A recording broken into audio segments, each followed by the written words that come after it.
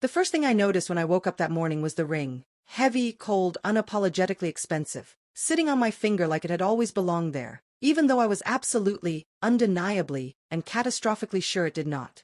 I stared at my hand for a full 30 seconds, blinking hard, waiting for reality to correct itself the way it usually does when you think you see a spider that turns out to be lint. But the ring didn't disappear. If anything, it caught the morning light and sparkled, as if mocking me. "Oh no," I whispered. "No, no, no, no." Because this wasn't just any ring. This was his ring. I knew it the way you know the sound of your alarm or the smell of burnt toast, intimately, unwillingly, traumatically. The thick platinum band. The understated diamond. The tiny engraving on the inside that I had once noticed when my boss, Adrian Blackwell, had absent-mindedly removed it during a meeting and left it on the conference table like a casual threat. I was wearing my boss's ring. On my ring finger. And I had no memory of how it got there. I sat up so fast I nearly gave myself whiplash, my heart pounding like it had a personal vendetta against me. I was fully dressed. Not work-dressed, but expensive-dressed. Silk blouse. Tailored pants. Shoes I did not own. In a bedroom that definitely wasn't mine. The room was massive, minimalist, and aggressively wealthy. Floor-to-ceiling windows. Neutral tones. Furniture that looked like it had never known struggle. I swallowed. Either I was dreaming, or I had somehow wandered into my boss's private life in a way that HR would describe as career-ending. I stumbled out of bed and made my way to the mirror. The woman staring back at me looked like me, but upgraded. Hair brushed. Makeup subtle but flawless. Calm on the outside.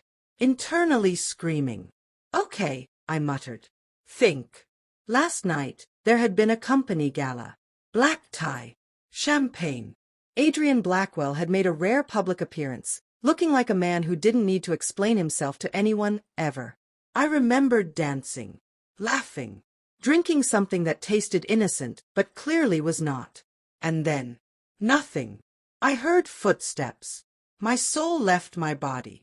The door opened, and there he was. Adrian Blackwell. My boss.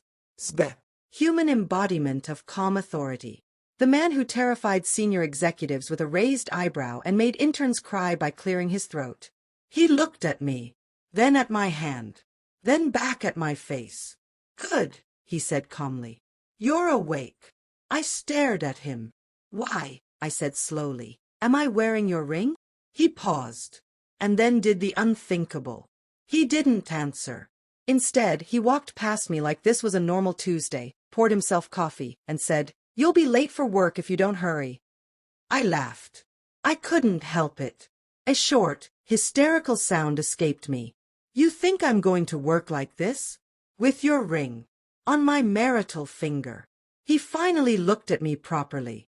His expression didn't change, but something flickered behind his eyes. "Yes," he said. "Ido." "Explain," I demanded. "No." I followed him into the kitchen like a woman on the brink of either enlightenment or insanity. "You don't get to say no. This is not a missing pen. This is a legally significant piece of jewelry." He took a sip of coffee. "Eat something." "I am not eating until you explain why your ring is on my hand and why I woke up in what I assume is a penthouse that costs more than my entire bloodline."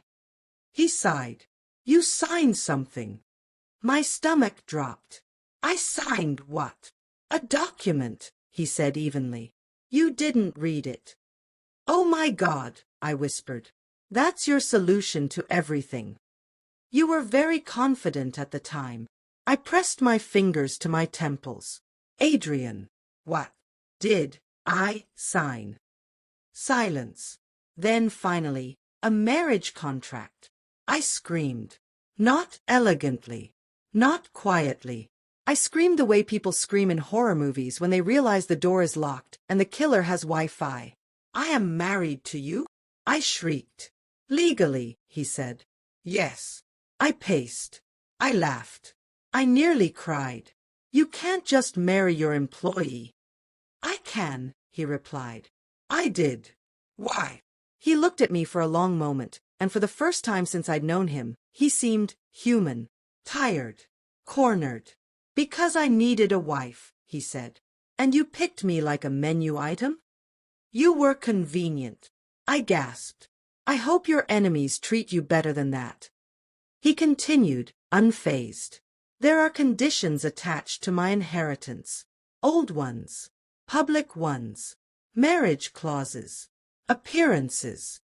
And consent. I snapped. You consented. I wanted to throw something. Preferably him. I worked for Adrian Blackwell for 3 years. In that time, I had seen him dismantle corporate rivals, negotiate billion-dollar deals, and calmly drink water while other men sweated through presentations. I had never once seen him explain himself. Now, I was his wife. Accidentally. The days that followed were chaos wrapped in designer suits. Lawyers. Non-disclosure agreements. Temporary arrangement discussion d'aide sunded permanent. I learned that the ring had been placed on my finger after I'd signed the document at the gala, laughing and insisting I trusted him. I have since stopped trusting drunk me. At work, nothing changed, and everything did. He was still my boss. Still terrifying. But now his hand brushed mine sometimes, and people whispered. I moved into the penthouse. Not because I wanted to, but because apparently married people living separately raised questions. I hated that I started noticing things. The way he remembered how I liked my tea. The way he listened when I spoke, actually listened. The way he never touched me unless I initiated it. Which made it worse. Somewhere between pretending and paperwork, lines blurred. Conversations softened. Laughter happened.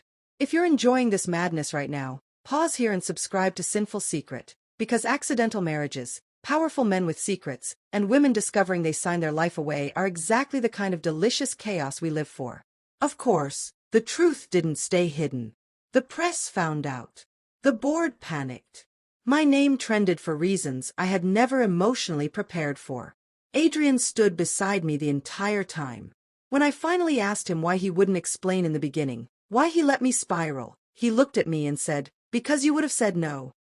"And now?" I asked. He hesitated. "Now," he said quietly, "you might not." The contract had an end date. I was supposed to leave. Instead, when the time came, I slid the ring off my finger, and then put it back on. "Next time," I told him. I read everything. He smiled. And that smile, that explained everything he never did.